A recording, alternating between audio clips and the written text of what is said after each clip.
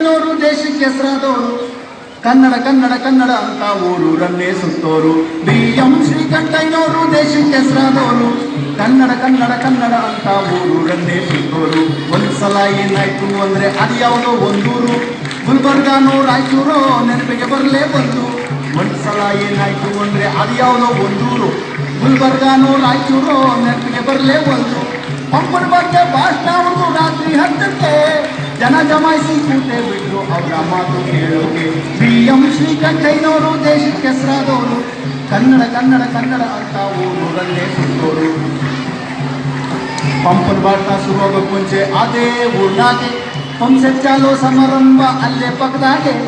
ಪಂಪನ ಭಾಷಣ ಶುರುವಾಗೋಕ್ಕೆ ಮುಂಚೆ ಅದೇ ಊರ್ನಾಗೆ ಪಂಪ್ಸೆಟ್ ಚಾಲೋ ಸಮಾರಂಭ ಅಲ್ಲೇ ಪಕ್ಕದಾಗೆ. ಪಂಪೋತ್ಸವ ಬೋರ್ಡ್ ನೋಡಿ ಅಲ್ಲಿಗೆ ಹೋಗೋದಲ್ಲ, ಪಂಪೋತ್ಸವ ಬೋರ್ಡ್ ನೋಡಿ ಅಲ್ಲಿಗೆ ಹೋಗೋದಲ್ಲ. ಇಲ್ಲೇ ಬಂದು ಕೂತ್ಕೊಂಡಿದ್ರು ಅರ್ಥ ಗೊತ್ತಾಗಿಲ್ಲ, ಇಲ್ಲೇ ಬಂದು ಕೂತ್ಕೊಂಡಿದ್ರು ಅರ್ಥ ಗೊತ್ತಾಗಿಲ್ಲ. BM ಶ್ರೀಕಂಠಯ್ಯನವರು ದೇಶಕ್ಕೆ ಹೆಸರಾದವರು ಕನ್ನಡ ಕನ್ನಡ ಕನ್ನಡ ಅಂತ ಊರೂರಲ್ಲೇ ಸುತ್ತೋರು. ಒಂದಲ್ಲ ಎರಡಲ್ಲ 3 ತಾಸು ಪಂಪನ ಬಗ್ಗೆ ಅದ್ಭುತವಾದ ಮಾತು. ಗೊತ್ತಾ ಪಂಪ ಯಾರು ಅಂತ? 3 ತಾಸು ಪಂಪನ ಬಗ್ಗೆ ಅದ್ಭುತವಾದ ಮಾತು. ಗಡ ಹೊಡೆದವರನ್ನು ಕೇಳ್ತಾ ಇದ್ರು ಅಷ್ಟು ಜನವೂ ಕೂತು. ಕೊನೆಗೊಬ್ಬ ಮೇಲಕ್ಕೆದ್ದ ಭಾಷಣ ಮುಗಿಯೋ ಹೊತ್ತಿಗೆ ಸ್ವಾಮಿ ಅಂದ ಏನಪ್ಪ ಅಂದ್ರು ಶ್ರೀಕಂಠಯ್ಯನವ್ರ ಮೆತ್ತಿಗೆ.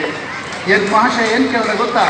ಸ್ವಾಮಿ ಭಾಳ ಚೆನ್ನಾಗಿ ಮಾತಾಡಿದ್ರಿ, ಇಷ್ಟು ತನಕ ನೀವು ಒತ್ತು ಹೋಗಿದ್ ಗೊತ್ತಾಗ್ಲಿಲ್ಲ, ಕರ್ಕೋಗಿದ್ವಿ ನಾವು. ಭಾಳ ಚೆನ್ನಾಗಿ ಮಾತಾಡಿದ್ರಿ, ಇಷ್ಟು ತನಕ ನೀವು ಒತ್ತು ಹೋಗಿದ್ ಗೊತ್ತಾಗ್ಲಿಲ್ಲ, ಕರ್ಕೋಗಿದ್ವಿ ನಾವು. ಪಂಪ ಪಂಪ ಪಂಪ ಅಂತ ಅಷ್ಟೊತ್ತು ಪಡ್ಕೊಂಡ್ರು, ಪಂಪ ಪಂಪ ಪಂಪ ಅಂತ ಅಷ್ಟೊತ್ತು ಪಡ್ಕೊಂಡ್ರು. ಒಂದೊಂದು ನೀರು ಬರಲಿಲ್ಲ ಅಂದ್ಮೇಲೆ ಏನು ಪಂಪ ಏನು?